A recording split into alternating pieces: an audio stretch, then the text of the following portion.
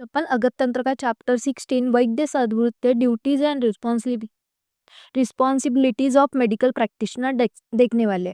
So first अपन देखेंगे 4 लिंस of medical treatment. ये अपन ने अष्टांग हृदय के फर्स्ट चैप्टर में भी देखा था सूत्रस्थान में। सो कौन कौन से 4 लिंस है? फिजिशियन है, पेशेंट है, मेडिसिन है और नर्स है।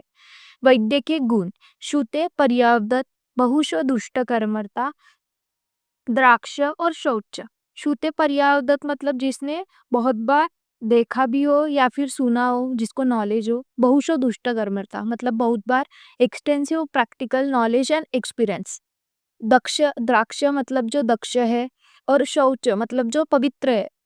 ये 4 गुण बताए हैं वैद्य के। अपन ने ये अष्टांग हृदय के सूत्रस्थान में भी देखे थे पिछले साल। देन 6 क्वालिटीज ऑफ वैद्य। वैद्य की 6 क्वालिटीज ये अपन ने चरक के इसमें पढ़ा था सूत्रस्थान में 9 चैप्टर में। विद्या, वितर्क, विज्ञान, स्मृति, तत्पर और क्रिया। विद्या मतलब नॉलेज होना चाहिए आयुर्वेदा का। वितर्क मतलब क्रिटिकल अप्रोच और एनालिटिकल माइंड होना चाहिए। विज्ञान मतलब स्पेशल नॉलेज होना चाहिए। स्मृति तत्पर तत्परता मतलब डेडिकेशन इन क्योर डिसीज और प्रिजर्वेंस। क्रिया मतलब प्रैक्टिकल नॉलेज। ये बताया 6 क्वालिटीज ऑफ वैद्य। देन चतुर्विध वैद्य वृत्ति। चतुर्विध वैद्य वृत्ति ये भी अपन ने चरक के सूत्रस्थान में 9 चैप्टर में देखा था। जो कौन सी है? मैत्री मतलब फ्रेंडलीनेस होना चाहिए। कारुण्य मार्तेषु करुणा दिखाना चाहिए। Sympathetic and kindness toward patient होना चाहिए। शक्य प्रीति मतलब concentrated only on the disease that can be cure. उपेक्षणम प्रकृतिस्तेषु मतलब निग्लेक्ट करना चाहिए इनक्यूरेबल डिसीज को। देन वैद्य की सद्वृत्त: वन शुड फॉलो ब्रह्मचर्या, ज्ञान नॉलेज होना चाहिए, दान डोनेशन करना चाहिए, मैत्री, कारुण्य, हर्ष, उपेक्षा मतलब डिटैचमेंट और प्रशम मतलब पीस। ये वैद्य के सद्वृत्त है। Then international code of medical ethics for doctors क्या है?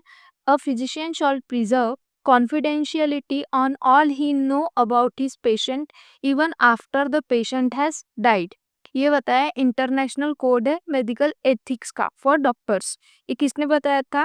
International code of medical ethics world medical association in Geneva 1983 में ये जो है वो बताया गया था। Then code of medical ethics में 2 ओथ आती है, चरक ओथ और एक हिप्पोक्रेट्स ओथ। सो ये एक बार पढ़ लेना। Then NCISM national commission for Indian system of medicine. इस पे एमसीक्यू पूछ सकते हैं कि एक्ट कब हुआ था और कम इनटू फोर्स कब आया था। सो एक्ट हुआ था 2020 में, कम इनटू फोर्स हुआ था 11 जून 2021 में। इसके ऑब्जेक्टिव क्या थे? Improve access to quality and affordable Ayurveda, Unani, Siddha and Sowa Rigpa medical educations. Then second goal क्या है इसका? Objective ensure availability of adequate and high quality medical professional. Third है एनकरेज करना medical professional to adopt the latest medical research. और fourth है assess and rate medical institute. ये हो गया ऑब्जेक्टिव ऑफ एनसीआईएसएम। एनसीआईएसएम का फुल फॉर्म है national commission for Indian system of medicine. Then function है क्या फंक्शन करता है? Improve access to quality and affordable medical education, promote करना नेशनल हेल्थ गोल को, और to promote the equitable and universal health care that encourages a community. Medical ethics in practice. Practice में कौन से मेडिकल एथिक्स होते हैं? Patient को right है टू रिफ्यूज और choose the treatment. Non maleficence, do not harm. Beneficence patient का best interest को चूज करना। Then dignity, honesty, providing the inform consent. Justice, health and financial resources में be limited. ये है medical ethics in practice. Then duties of physician और RMP. इस पे SQ पूछ सकते हैं। ये राइट प्रिविलेजेस ऑफ आरएमपी और पेशेंट, इस पे भी पूछ सकते हैं। इस चैप्टर से मेनली एसक्यू और एमसीक्यू ही पूछे जाएंगे।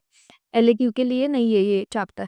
सो ड्यूटीज ऑफ फिजिशियन और आरएमपी मतलब रजिस्टर्ड मेडिकल प्रैक्टिशनर, इसकी क्या ड्यूटीज होती है ये अपन देखें। Respect the competent patient right to accept और रिफ्यूज द ट्रीटमेंट मतलब रिस्पेक्ट करना चाहिए अगर पेशेंट एक्सेप्ट कर रहा है या फिर रिफ्यूज कर रहा है ट्रीटमेंट को। Then deal honestly with patient and colleagues, not receive any financial benefit by referring patient और prescribing specific product. Financial benefit नहीं लेना चाहिए रेफरिंग पेशेंट को रेफर करके वगैरह। Then behaviour toward the colleague उसका अच्छा होना चाहिए। Provide high standard of practice and care at all times. ये हो गए ड्यूटीज ऑफ फिजिशियन और आरएमपीस के। Then right and privileges of RMP. So क्या क्या राइट्स है रजिस्टर्ड मेडिकल प्रैक्टिशनर के टू प्रैक्टिस अ मेडिसिन, उसको मेडिसिन प्रैक्टिस करने का ये है। Then to choose the patient, doctor भी अपने पेशेंट को चूज कर सकता है। To prescribe medicine, to add professional title to his name, मतलब डॉक्टर वगैरह वो लगा सकता है। To perform the surgical operation, to issue certificate, medical certificate वगैरह। To give evidence and expert witness in the court of law, to claim payment of fee for professional service given. ये हो गए right and privileges of RMP. Then right and privileges of patient. So जो patient को भी doctor को choose करने का right है। To be treat with dignity, with care, respect, without any discrimination.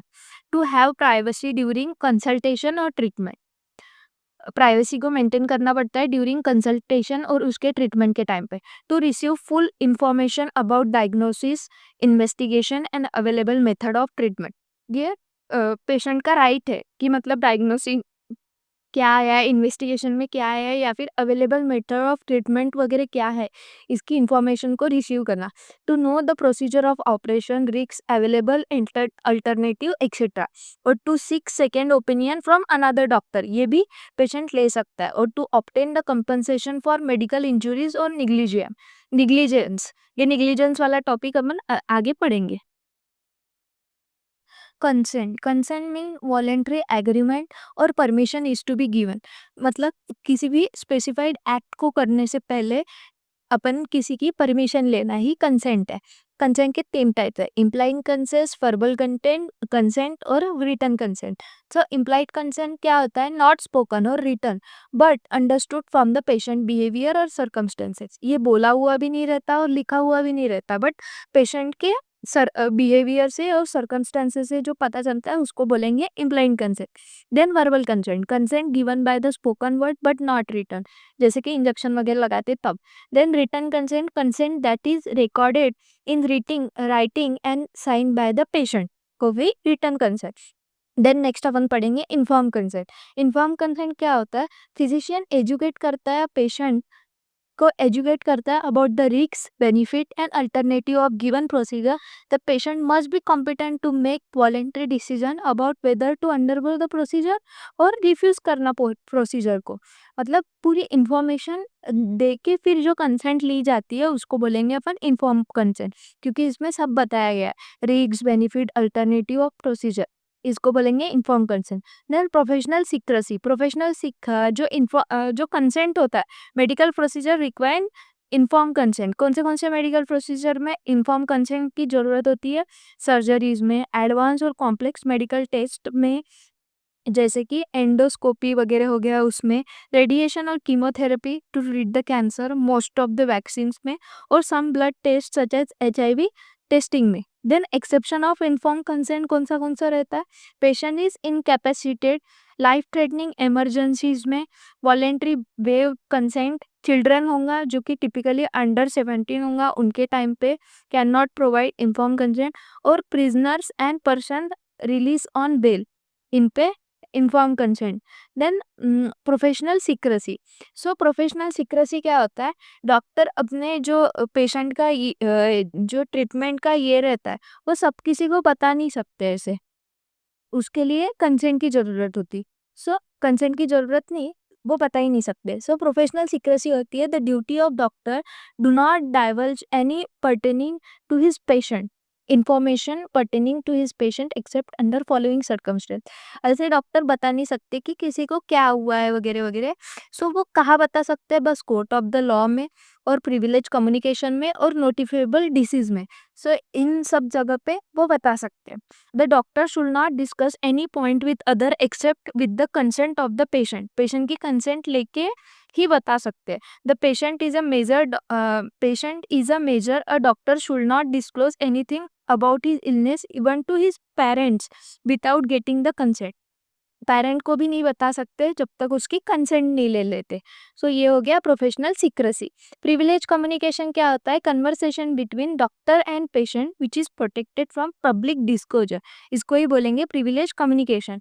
Unless the doctor is legitimately concerned about the criminal act against other could be committed and could be prevented by disclosure of said communication to proper authority। जो privilege communication क्या होती है? Conversation between doctor और patient होती है, जो कि public disclosure से उनको जो है प्रोटेक्ट करना पड़ता है, इसी को बोलेंगे privilege communication. Then professional negligence. Professional negligence क्या होता है? मेडिकल निग्लिजेंस और माल प्रैक्टिस होती है, is defined as lack of responsibility care and skill in which patient is endanger and causes bodily injury और डेथ। मतलब डॉक्टर की जो माल प्रैक्टिस के वजह से और जो केयरलेसनेस के वजह से पेशेंट एंडेंजर रहता है एंड कॉजेज बॉडीली इंजरी और डेथ। सो इसके दो टाइप्स है, ये भी पूछा जाता है।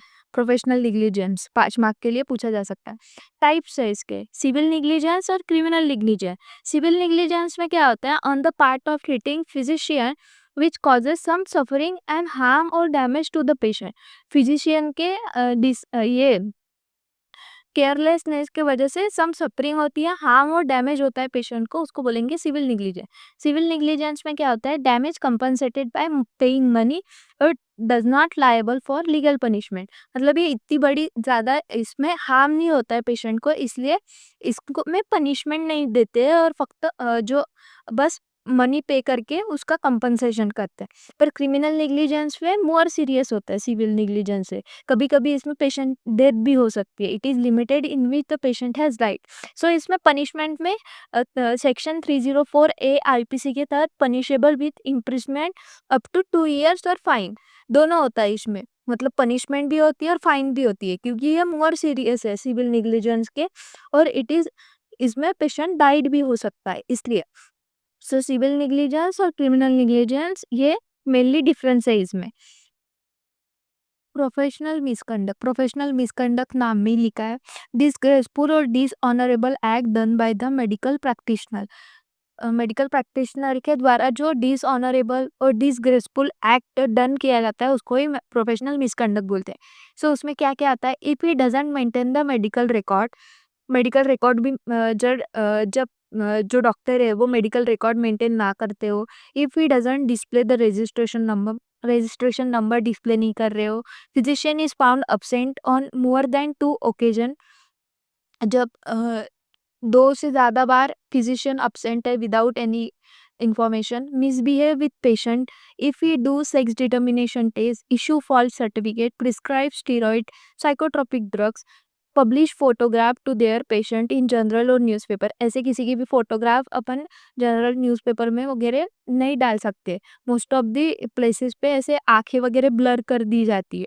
डिस्क्लोज द प्रोफेशनल सीक्रेट्स को डिस्क्लोज कर रहे होंगे तो वो हो गया professional misconduct. Then medical record, a document containing sufficient data of the patient history, clinical finding, diagnostic test result, pre and post operative care, patient progress and medication, etc. So वो होता है मेडिकल रिकॉर्ड। मेडिकल रिकॉर्ड के objective क्या होते हैं? Medical record is useful to the patient for their follow up और proper treatment के लिए यूजफुल होता है। These are best useful for teaching undergraduate, postgraduate and researchers also, for health program, for controlling epidemic diseases, criminal cases में, personal injury cases में, या फिर insurance cases for and workman compensation cases के लिए भी medical record एक objective है maintain करना, और स्टैटिस्टिकल स्टडीज के लिए।